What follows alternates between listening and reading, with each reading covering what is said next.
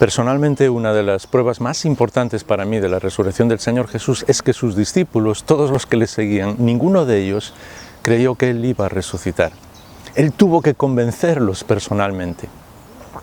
De hecho, cuando sucedió todo lo sobrenatural y el ángel removió la piedra y los soldados lo vieron, hubo un engaño por parte de las autoridades, creo que todos lo sabéis, diciendo de que habían venido los discípulos cuando los soldados estaban durmiendo, lo cual era completamente imposible. Los discípulos nunca creyeron que el Señor iba a resucitar. Y de hecho había muchas razones por las que no lo creían. En primer lugar, porque cuando Él les hablaba de las Escrituras, de lo que la Biblia decía, no lo comprendieron. Ni siquiera comprendían que Él iba a ir a la cruz, y cuando lo vieron morir en la cruz pensaron que ese era el final de la historia. En segundo lugar, fueron a buscarlo a la tumba y tuvo que decirle un ángel: ¿por qué buscáis entre los muertos al que vive? A veces también fueron las lágrimas y el sufrimiento los que no le dejaban ver al Señor Jesús, como pasó en el caso de María, que Él estaba allí a su lado.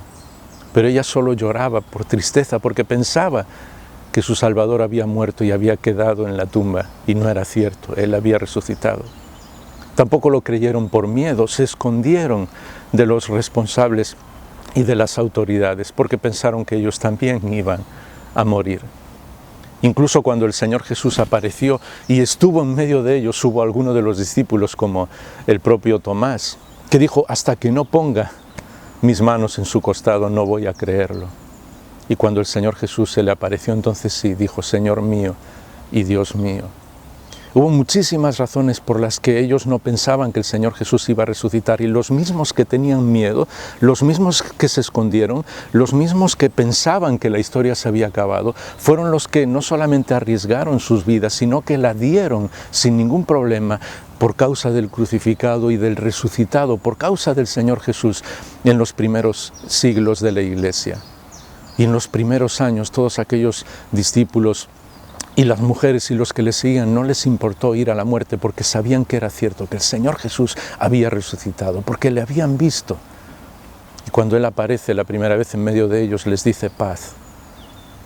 Porque tener un encuentro cara a cara con el Señor resucitado nos llena de paz.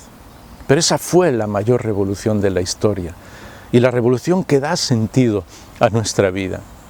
Recuerdo una vez cuando mi hija mayor tenía solamente 5 años, estábamos en un velatorio y estaba ahí el cuerpo de la persona que estaba muerta, y ella empezó a cantar sin darse cuenta de lo que estaba haciendo alrededor del cuerpo, esa canción titulada Revolución. Y a mí me hizo pensar, porque si realmente el Señor resucitó, que es cierto que Él resucitó y hay pruebas irrefutables de que Él resucitó y de que está vivo y de que está con nosotros, esa sí es una revolución que merece la pena. Porque la muerte ya no tiene ningún poder sobre nosotros. De la misma manera que el Señor resucitó, nosotros también un día estaremos con Él por toda la eternidad. Y ese deseo que todos tenemos de inmortalidad, el Señor nos lo regala, porque Él venció a la muerte, tú también puedes vencerla. Merece la pena seguir al Salvador resucitado.